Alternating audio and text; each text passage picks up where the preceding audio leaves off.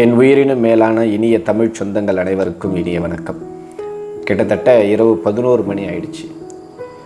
இருந்தாலும் ஏன் இந்த லேட் நைட்டில் முக்கியமான ஒரு வீடியோ அப்படின்னா, நாளைக்கு பொழுது விடிஞ்சா 22/4/2026 இந்த பாரத தேசம் முழுவதும், இந்தியா முழுவதும் மறக்க முடியாத ஒரு கருப்பு நாள். 22/4/2025 கடந்த வருடம் இதே நாள் காஷ்மீர் பள்ளத்தாக்கு பகுதியில் பெஹல்காம் என்று சொல்லக்கூடிய இடத்தில் என்னுடைய பாரத தேசத்தினுடைய உயிர் சொந்தங்களை 26 அப்பாவி பொதுமக்களை பாகிஸ்தானுடைய தீவிரவாத அமைப்பு கோழைத்தனமான தீவிரவாத தாக்குதல் நடத்தி சுட்டு வீழ்த்தி இறப்புக்குள்ளான நாளினுடைய ஒரு வருஷத்தின் நினைவு நாள் 22/4/2026. இந்திய தேசத்தில் இருக்கக்கூடிய ஒவ்வொரு பிரஜைகளும் மறக்க முடியாத ஒரு நாள். பதில் தாக்குதல் நடத்தி பாகிஸ்தானில் இருக்கக்கூடிய தீவிரவாத தளவாடங்களை அழித்து ஆப்ரேஷன் சிந்தூர் என்கின்ற ஒரு வெற்றி திலகத்தை நாம் சூடியிருந்தாலும் 26 இந்திய தேசத்தினுடைய பிரஜைகளினுடைய அப்பாவி பொதுமக்களுடைய உயிர் இழப்பு என்பது வாழ்நாள் முழுவதும் நாம் மறந்துவிடக்கூடாது.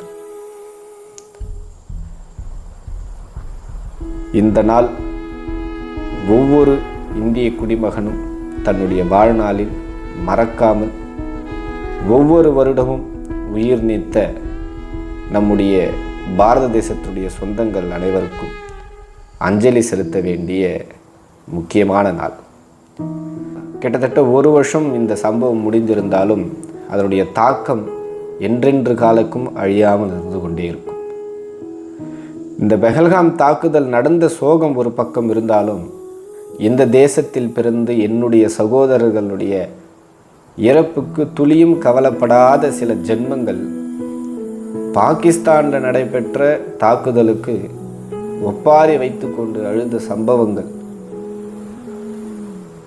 ஒவ்வொரு மெசேஜ்லையும் ஒவ்வொரு போஸ்ட்டுக்கு கீழே அவங்களுடைய கமெண்ட்ஸை படிக்கும் பொழுது இந்த தேசத்தில் உண்மையிலேயே இந்தியாவினுடைய தேசத்துடைய ரத்தம் உடம்பில் ஓடுதா அப்படின்ற ஒரு சந்தேகம் எழத்தோடியது. நாளைய 22/4/2026 தினத்தை